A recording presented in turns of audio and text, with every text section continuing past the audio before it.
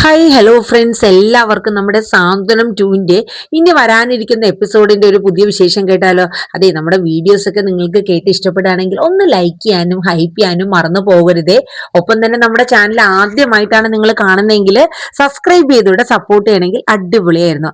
അപ്പൊ നമുക്ക് സാന്ത്വനത്തിൽ ഇനി വരാനിരിക്കുന്ന ഒരു എപ്പിസോഡിന്റെ ഒരു പ്രൊമോയാണ് ഞാൻ പറയുന്നത് കേട്ടോ. അതായത് നമ്മുടെ ദേവമംഗലക്കാരെല്ലാവരും പോലീസ് സ്റ്റേഷനിലാണ്. അപ്പൊ ആനന്ദ് CS സാറിന്റെ അടുത്ത് പറയുന്നുണ്ട്, മാഡം ഞങ്ങൾ എന്ത് തെറ്റാണ് ചെയ്തത്? ഞങ്ങളോട് ഈ ക്രൂരത കാണിച്ച് എന്റെ കുടുംബം, എന്റെ ജീവിതം തന്നെ തൊളിച്ചു കളഞ്ഞവരാണ് അവര്. എന്നിട്ട് അവര് തന്ന പരാതിയെ തുടർന്ന് ഞങ്ങളെ വീണ്ടും ശിക്ഷിക്കുന്നു.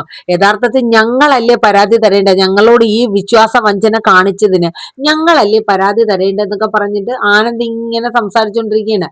അപ്പം എന്നിട്ട് ആനന്ദ് പറയുന്നുണ്ട്, അതല്ല, ഈ പരാതി തന്നു എന്ന് പറയുന്ന ദേവി അടുത്ത് നിങ്ങൾ ചോദിച്ചു നോക്കണം, ഞങ്ങൾ ഈ രീതിയിലെല്ലാം അവളെ പീഡിപ്പിച്ചിട്ടുണ്ടോ എന്ന്.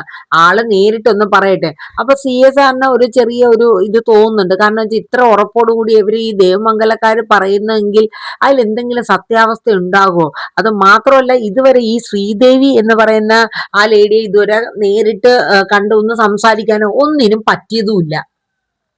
അപ്പൊ ഇതിൽ എന്താണ് സത്യാവസ്ഥ എന്നുള്ളത് മനസ്സിലാക്കാനും പറ്റില്ല. ആകെ ഒരു ഇടങ്ങേറ് പിടിച്ച ഒരു അവസ്ഥ, എന്ത് ചെയ്യണം എന്നുള്ളത്. അങ്ങനെ നമ്മുടെ ആനന്ദ് ഇങ്ങനെ ഷൗട്ട് ചെയ്തുകൊണ്ടിരിക്കുമ്പോൾ നമ്മുടെ CS പറയുന്നുണ്ട്, അതെ, കൂടുതൽ വലിയ വർത്തമാനത്തിനൊന്നും നിൽക്കണ്ട, ഇവിടെ ഞങ്ങൾക്കറിയാം എന്താണ് ശരി ഏതാണ് തെറ്റി എന്നുള്ളതൊക്കെ. ഇയാളധികം സംസാരിക്കാനൊന്നും നിൽക്കണ്ട എന്ന് പറഞ്ഞ് പറയണം. അപ്പൊ ആനന്ദ് പറഞ്ഞു, ഞാനാണല്ലോ ആനന്ദ് ഈ ശ്രീദേവിയെ വിവാഹം കഴിച്ചത്. ഞാൻ എന്നെ തെറ്റുകാരനാക്കി എനിക്ക് നിങ്ങൾ ശിക്ഷ തന്നോളൂ. എന്റെ വീട്ടുകാരും അച്ഛനും അമ്മയും എന്റെ അനിയത്തിമാരും കൂടപ്പിറപ്പുകളൊക്കെ അവരെന്തിന് ഇതൊക്കെ സഹിക്കണു? മാഡം പ്ലീസ് എന്നെ നിങ്ങൾ അറസ്റ്റ് ചെയ്തോളൂ വേണമെങ്കിൽ എന്നൊക്കെ ആനന്ദ് പറയണേ. അപ്പൊ ആനന്ദിനോട് മിണ്ടാതിരിക്കുക, താനെ അധികം സംസാരിക്കേണ്ട എന്നൊക്കെ പറഞ്ഞിട്ട് അവര് ഒച്ചയെടുത്ത് ആനന്ദിന്റെ വാ അടപ്പിക്കാണ് കേട്ടോ. ഇതേ സമയം നമ്മുടെ ധർമ്മനും നമ്മുടെ സുകന്യൊക്കെ കടയിൽ അവരുടെ ഷോപ്പിൽ നിന്ന് കാര്യങ്ങളൊക്കെ ഇങ്ങനെ ചെയ്തുകൊണ്ടിരിക്കുകയാണ്. സാധനങ്ങളൊക്കെ എടുത്തു വെക്കണു, അങ്ങനെ പുതിയ സ്റ്റോക്കുകളെല്ലാം ക്ലിയർ ചെയ്ത് പോണു. അങ്ങനെയുള്ള ഓരോ കാര്യങ്ങൾ ഇങ്ങനെ ചെയ്തുകൊണ്ട് നിൽക്കുന്ന സമയത്ത് നമ്മുടെ ഒരു കസ്റ്റമർ ഇങ്ങനെ അവിടെ വന്നുകൊണ്ടിരുന്നപ്പോൾ നമ്മുടെ സുകന്യ ചെന്നിട്ട് പറഞ്ഞു, അതെ, ഓണത്തിന് ഞങ്ങൾ ഒരുപാട് ഓഫേഴ്സ് വെക്കുന്നുണ്ട് കേട്ടോ. 500 രൂപയുടെ പർച്ചേസിങ് ചെയ്യുകയാണെങ്കിൽ ഒരു ഗിഫ്റ്റ് കൂപ്പൺ ഉണ്ട്. ആ കൂപ്പൺ ഞങ്ങൾ തിരുവോണത്തിന്റെ ഒരു നറുക്കെടുപ്പ് നടത്തി അതിൽ ഫസ്റ്റ് കിട്ടുന്ന ആൾക്ക് ഫസ്റ്റും സെക്കൻഡും തേർഡൊക്കെ പ്രൈസ് ഉണ്ട്. TV, വാഷിംഗ് മെഷീൻ അങ്ങനെയുള്ള സാധനങ്ങളൊക്കെ ഞങ്ങൾ ഗിഫ്റ്റ് ആയിട്ട് കൊടുക്കും എന്നിങ്ങനെ പറയണ കേട്ടോ. ഇത് കേട്ടപ്പോഴത്തേക്ക് ആ കസ്റ്റമർ പറഞ്ഞു, ആഹാ, നല്ല ഓഫർ ആണല്ലോ ഇത്. അങ്ങനെ അവർക്കൊക്കെ ഭയങ്കര ഇൻട്രസ്റ്റ് ആണ്. അങ്ങനെ വരുന്ന കസ്റ്റമേഴ്സിന്റെ അടുത്തൊക്കെ കയ്യിലെടുക്കാൻ വേണ്ടി സുകന്യ നല്ല പോലെ പറഞ്ഞങ്ങോട്ട് ഫലിപ്പിക്കാൻ കേട്ടോ. അപ്പൊ ഇത് കേട്ടുകൊണ്ടിരുന്ന ധർമ്മം ചെന്നിട്ട് സുകന്യയുടെ അടുത്ത് പറഞ്ഞു, നീ എന്ത് പണിയാ ഈ കാണിക്കുന്നത്? നമ്മൾ അങ്ങനത്തെ ഓഫർ കൊടുക്കുമ്പോ മറ്റു കടക്കാർക്ക് അത് ബുദ്ധിമുട്ടാവില്ലേ? അല്ലെങ്കിൽ തന്നെ നമ്മൾ കട തുടങ്ങി ഗോമതി സ്റ്റോറിലെ കച്ചവടം കുറഞ്ഞിരിക്കുക, അതിനിപ്പോ ഞങ്ങൾ എന്ത് ചെയ്യാനാ, ഞാൻ എന്ത് ചെയ്യാനാ? സുകന്യ പറഞ്ഞു, എടി, അതുകൊണ്ട് ഈ ആവശ്യമില്ലാത്ത കേസ് ഒന്നും വരും. നമുക്ക് നല്ല ന്യായമായ രീതിയിൽ കച്ചവടം നടത്തി ന്യായമായിട്ടുള്ള രീതിയിലുള്ള വരുമാനം കിട്ടിയാൽ മതി. അല്ലാണ്ട് ഓഫറും കുന്തും ഒന്നും നമുക്ക് വേണ്ട എന്നൊക്കെ ഇങ്ങനെ പറയാനുണ്ടോ. അപ്പൊ സുകന്യ പറഞ്ഞു, ധർമ്മേട്ടൻ ഇതിനെ കുറിച്ച് അറിഞ്ഞൂടാ. ഇപ്പൊ ഏത് ഷോപ്പ് എടുത്തിരുന്നാലും ഓഫറൊക്കെ ഉണ്ടെങ്കിൽ ആൾക്കാർ വരുള്ളൂ. ആദ്യം അതാ നോക്കണത്. ധർമ്മേട്ടന് കച്ചവടത്തിന്റെ ഒരു നാക്ക് അറിഞ്ഞൂടാ. അതാന്ന് പറഞ്ഞു സുകന്യ പറയാൻ കേട്ടോ. ഈ സമയത്ത് ധർമ്മന് പരിചയമുള്ള, അതായത് ഗോമതി സ്റ്റോഴ്സിൽ ഉണ്ടായിരുന്നപ്പം തൊട്ട് വന്നുകൊണ്ടിരുന്ന ഒരു കസ്റ്റമറാണ്. ആ കസ്റ്റമർ ആ കടയിൽ വരെയാണ്, ധർമ്മന്റെ കടയിൽ വരെയാണ്. വന്നപ്പോ ധർമ്മനോട് ചോദിച്ചു, അല്ല ധർമ്മ, എങ്ങനെയുണ്ട് കച്ചവടമൊക്കെ? കുഴപ്പമില്ലേട്ടാ, ഒരുവിധം ആയി വരുന്നു എന്ന് പറയുന്നുണ്ട്.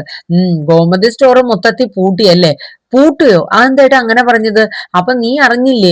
നിങ്ങൾ മാത്രമേ എനിക്ക് ഇനി അറിയാനുള്ളൂ എന്ന് പറഞ്ഞിട്ട് ആ ചേട്ടൻ കാര്യങ്ങളൊക്കെ പറയണം. അതായത് ഗോമതി സ്റ്റോഴ്സിൽ വന്ന് അവിടുത്തെ ബാലനെയും ആനന്ദിനെയും അവരെയൊക്കെ അറസ്റ്റ് ചെയ്തോണ്ട് പോയി. എന്തോ ദേവിയുടെ അച്ഛനും അമ്മയും ചേർന്നിട്ട് പോലീസിലെ കംപ്ലൈന്റ് കൊടുത്തു, അങ്ങനെയൊക്കെയാണ് കേൾക്കണത്.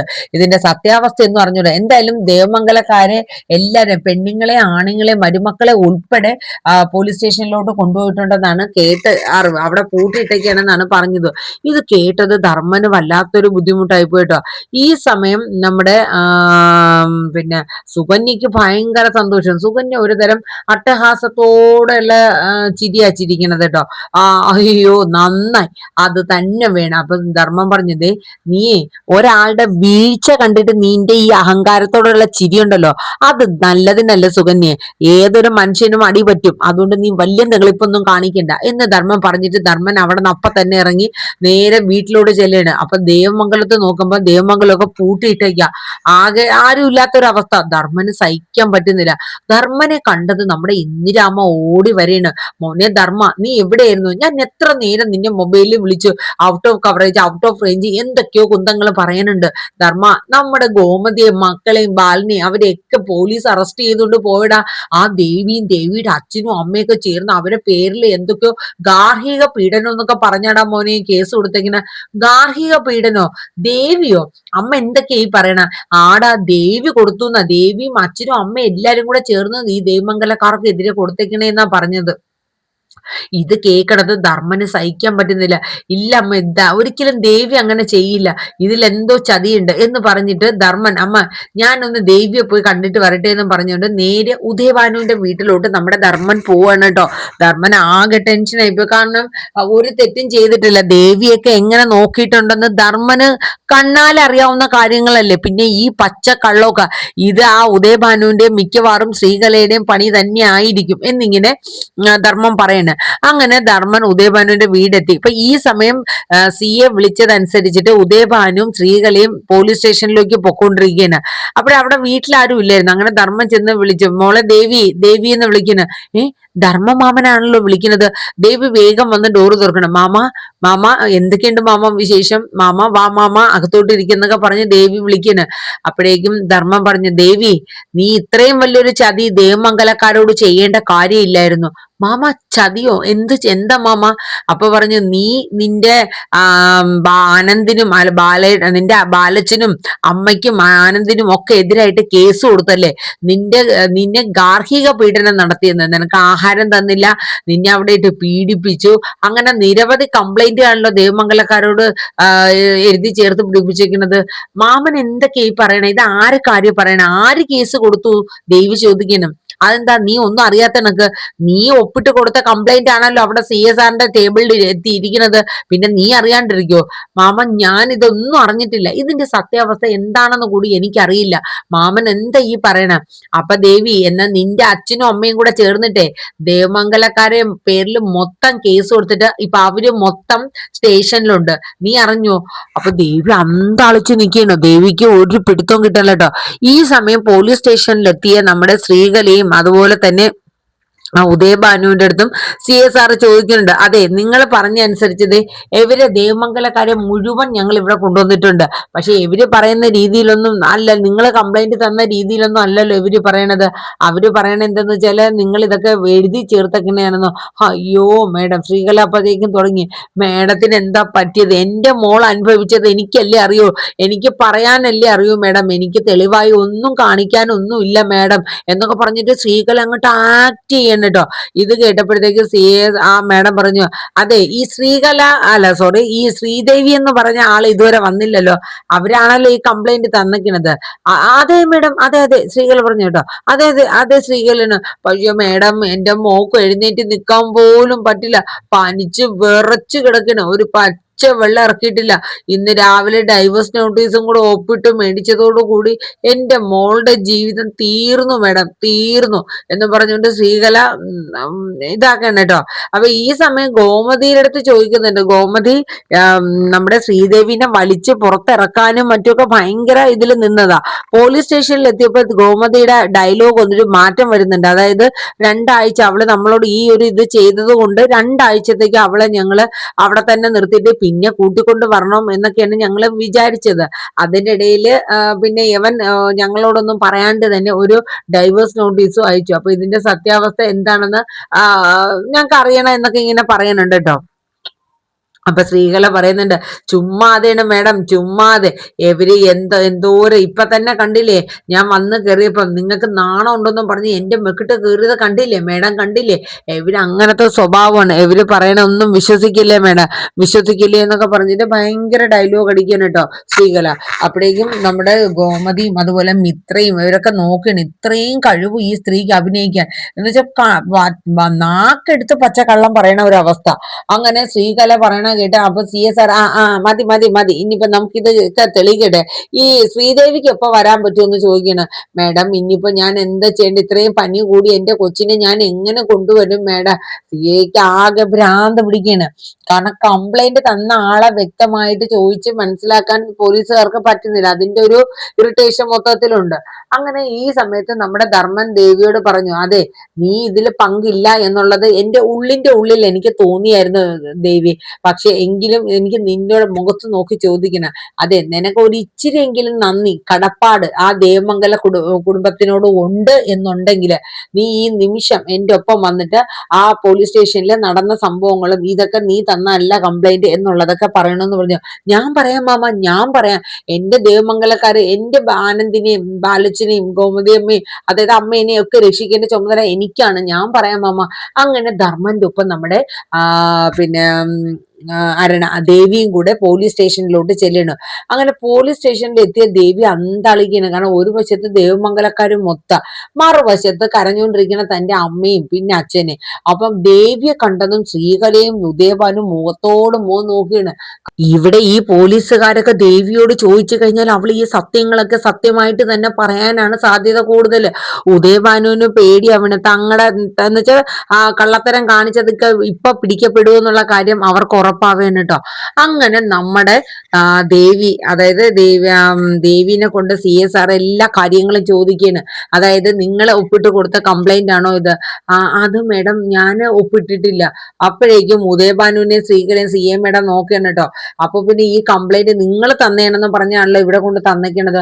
അയ്യോ മേഡം ഇല്ല മേഡം എന്നൊക്കെ പറയണം. അങ്ങനെ ശ്രീകല CSR ചോദിക്കുന്നതിനെല്ലാം കൃത്യമായിട്ടുള്ള മറുപടി കൊടുക്കുകയാണ്. കാര്യം വേറൊന്നുമല്ല, ഇതിങ്ങനെ അങ്ങനെ വിട്ടു കഴിഞ്ഞാൽ പറ്റണ ഒരു കേസല്ല. കാര്യം വേറൊന്നുമല്ല, ഇതിൽ ഇത്രയും ഒരു കുടുംബത്തെ മുഴുവൻ ജയിലിൽ കയറ്റി ഇതേപോലെ നാണം കെടുത്തി തേജോവനം ചെയ്യാന്ന് പറയുന്നത് അത്ര നിസ്സാരമായ കാര്യമല്ല.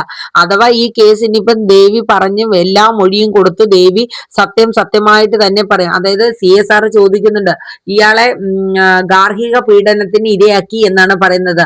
അത് ഈ ശ്രീദേവി നിഷേധിക്കുന്നുണ്ടോ എന്ന് ചോദിക്കും. അപ്പൊ പറയും ഇല്ല മേഡം എന്നോട് അങ്ങനെയൊന്നും പെരുമാറിയിട്ടില്ല എന്ന് തന്നെ പറയും. ആദ്യം പറയാനൊരു മടി കാണിച്ചു, കാരണം ശ്രീകല നോക്കി പേടിപ്പിക്കുകയാണ്. പക്ഷെ പിന്നെ CSRന്റെ മറുപടിക്ക് മുന്നില് അവരൊന്നും മിണ്ടില്ല. അവരാകെ തലപുകച്ച് ഇങ്ങനെ പേടിച്ച് ഇങ്ങനെ ഇതായിട്ട് നിന്നു. എന്നിട്ട് ശ്രീദേവി സത്യങ്ങളെല്ലാം പറയണം കേട്ടോ. അതായത് തന്നെ ആരും ഗാർഹിക പീഡനം നടത്തിയിട്ടില്ല, തന്നെ ആരും പണിയെടുപ്പിച്ചിട്ടില്ല എന്നൊക്കെയുള്ള കാര്യങ്ങളെല്ലാം വിശദമായിട്ട് തന്നെ പോലീസ് ചോദിക്കുന്ന അനുസരിച്ചിട്ട് ദേവി മറുപടി പറഞ്ഞുകൊണ്ടിരിക്കുകയാണ്.